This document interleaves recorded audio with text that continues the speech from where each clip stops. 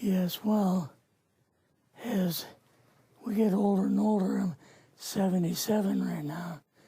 You can't live forever, you know. So if this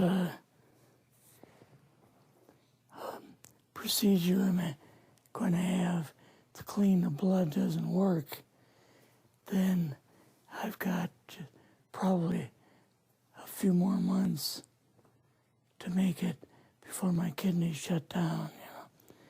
So that's kind of why I'm kind of going along with the interview at this time.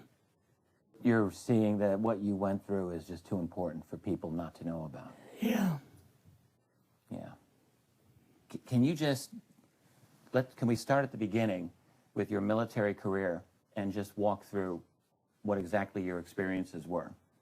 Was drafted into the military and got into the U.S. Army. After that, I was sent to the Signal Training Center in eastern United States. What year would this be? 58. I went through the Signal Training course. And at that time, I went through the radio teletype course and also the cryptography course, crypto. They had 5 instructors that were getting out of military service. So they pulled the top 5 students, and I was 3rd in the class. So I got pulled as an instructor. Now, were you at this time also working yet for CIA? No.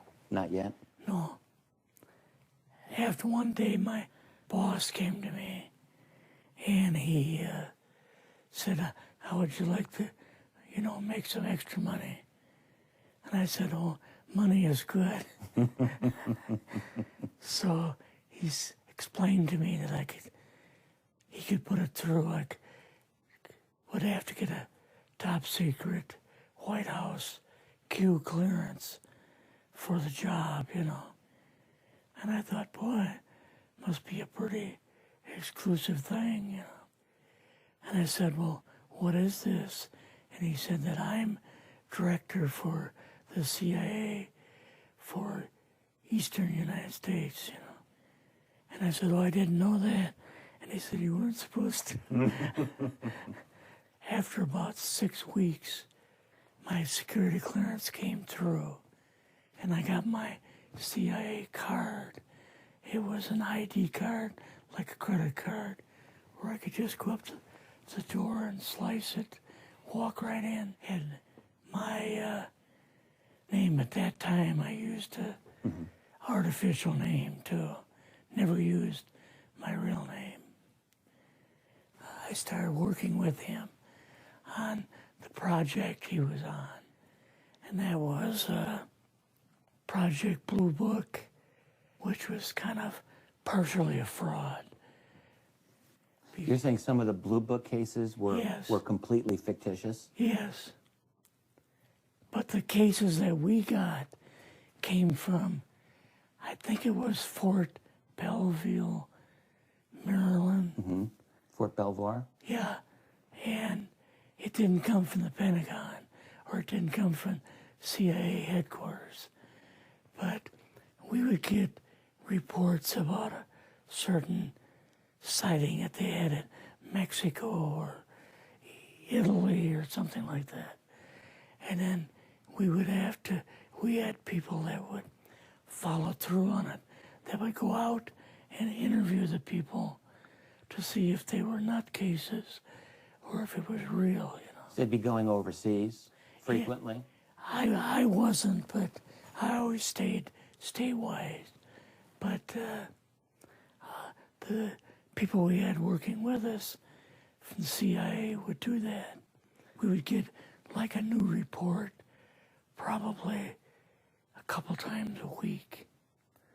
I was coming into the Army fresh off the farm, so I really didn't have much knowledge of anything, but my boss filled me in on Project Blue Book and what they had found so far.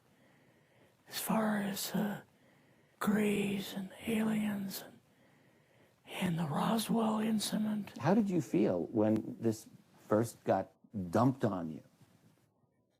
When you first learned about this? I was just kind of overwhelmed with all of this, And I said to him, I don't know if I'm going to be able to be a judge of this type of thing. What's real, what's not, when I don't have much knowledge of it, So... What did he say? He said, well, we have to build the information as we go, and you'll see how this thing is working out. And then the other thing is, of course, you really weren't able to tell family or close friends, obviously. No, I couldn't tell anybody. In fact, I had to take a vow that I wouldn't tell anybody. A lot of it for 40 years, and more of it for 50 years, which is up in 2010. You're doing all this crypto work. You're looking at images, photographs, video. It's 1958, maybe the fall of 58. What happened after this? At that time, the Project Blue Book thing kind of went pot, If you remember, back in those days, they kind of declared it as a nothing, Mm-hmm. Right. And they were telling the world all UFOs are misidentifications, hoaxes, balloons. Psychological issues, whatever. Yes. Yeah. So my boss came to me and he says, we've both got a new assignment. And he says, oh, I said, where are we going? Oh, he says, we're going to the Capitol. We're going to be part of the Eisenhower push. He's trying to find out something about all about these aliens that MJ-12 was supposed to find out, but never sent back reports to him. The MJ-12, the UFO control group, were they calling it MJ-12 at that time? Yes.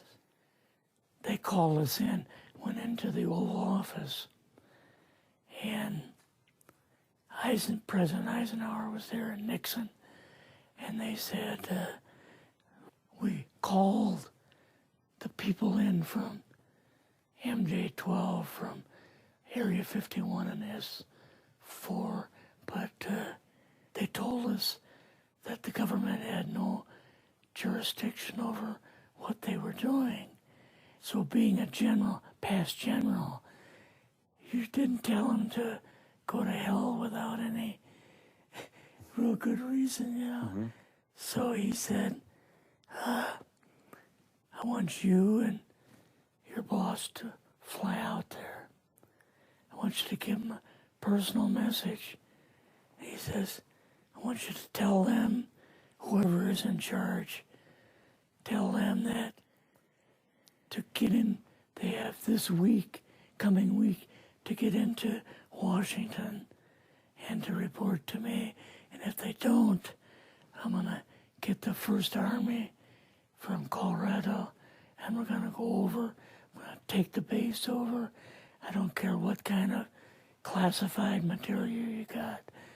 We're going to rip this thing apart. Eisenhower was going to invade Area 51. Yeah, with the First Army. So you go out with your superior. Yes. You fly out. You land. What happens? Can you describe this whole process, what you saw? It took us the 13 or 15 miles south to S4 and like different garage door openings. Okay. And in these garage door openings, they had like different saucer crafts. The very first one had the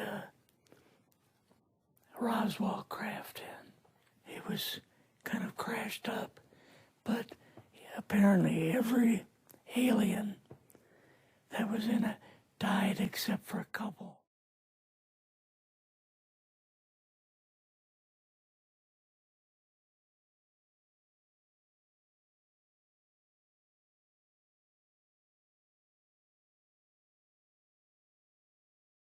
So you see the Roswell craft, and what are some of the others that you see? Well, the Roswell craft was really strange because it looked like real heavy aluminum foil. We could rock next to it, and you could rock it. The whole thing probably weighed 150, 300 pounds. Could they tell what the source of power was of this craft? Yeah, it was like a reverse gravitational thing of some kind. In fact, one later on, I got the mathematical code for reversing gravity in a 3x5 card. I guess there are different types of grays and so on. How did you see that evidence? Well, at the later on at S4, we viewed the autopsy film, and then the colonel said, "What we've got in here is we're interviewing a gray alien." All right, right there. How did you feel at that moment? Well, I thought, boy, we had no idea we were going to see the real thing. All we saw was film. You had to have a little bit of heart racing at that moment. My boss was able to go in and had like a partial interview with him. So what did this gray alien look like? Could you describe him a little bit? This one looked a little bit oriental. So I'm just wondering if it looked almost human, what about this didn't look human? No, it didn't look human as far as the skin tone and basically the shape of it and the size. How was its head size compared with a normal human, for example? Brain was kind of a little bit bigger. And some of the nose was very, very small. And the ears were just like holes. Mouth was very small. Now, why were they bringing you out here at all, anyway, to see an alien? What was the point? To go back and tell the president they actually had one. So he did not know at this point No. if there was an alien at S4? No. What did you do then at Area? Were you done, or did you have other things to do with Yeah, S4? so basically we were kind of done, went back to Area 51. They took us into the main building, and there we saw a U-2, which of course we didn't know existed. And a model of the SR-71. Yeah, the Blackbird. So, but like I mentioned earlier, it was not a model of the current Blackbird. Later an earlier Blackbird, version. But an early version. Did you go directly to Washington after this? Yes. Or did you go somewhere else? How did they get, did you fly regular airline or? We flew back to the commuter plane back to the air base, and then took President Eisenhower's Lockheed Electra back to Washington. You and your supervisor, Yeah. superior officer, and now you're meeting with the president? Yes. Can you describe this? Well, we met with him in, the second story of the old OSS warehouse building. And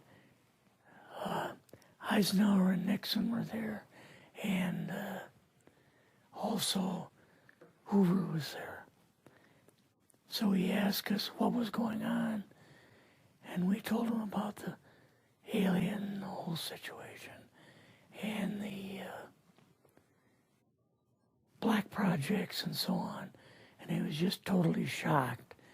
He appeared for the first time to be worried, you know, like he was worried. I would think that Eisenhower would, I mean, he certainly knew that flying saucers were real. Yes. He knew that there were aliens So I guess I'm just wondering, what would he have been, really surprised about? Surprised about the black programs. Eisenhower said, got to keep this thing completely secret. Can't talk about this. Added to this, 3.5 million men and women are directly engaged in the defense establishment. We annually spend on military security alone more than the net income of all United States corporations. Now, this conjunction of an immense military establishment and a large arms industry is new in the American experience. The total influence, economic, political, even spiritual, is felt in every city, every state house, every office of the federal government. We recognize the imperative need for this development, yet we must not fail to comprehend its grave implications. Our toil, resources, and livelihood are all involved. So is the very structure of our society.